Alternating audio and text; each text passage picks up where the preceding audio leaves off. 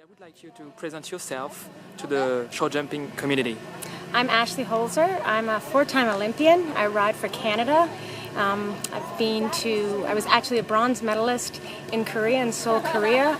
I was 8th in the World Championships in 2010. I've been the Canadian Equestrian of the Year.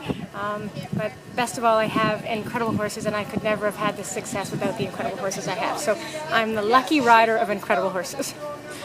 What will be your season this year with maybe main goals for you? You know, this year's an off year. We had the Olympics last year, which was very successful. I took a young horse owned by PJ Rizvi, whose daughter Farah is also an ambassador to the Olympics, and he did very well at the Olympics. But this year is sort of a quiet year.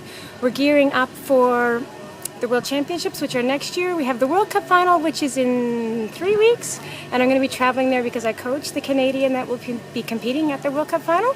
So that's the one exciting thing this year. Why did you decide to involve yourself in JustWorld International? You're the first dressage rider, just being part of the team.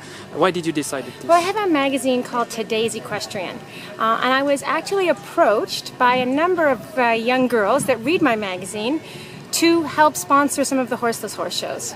I asked them a little bit more about it. Barbara Messina, who's my editor, told me a little bit more about the charity.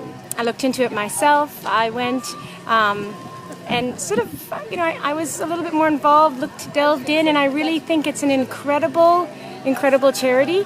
The fact that they're educating children that maybe would never have the opportunity to ever gather an education, ever have an education, I think that's so important.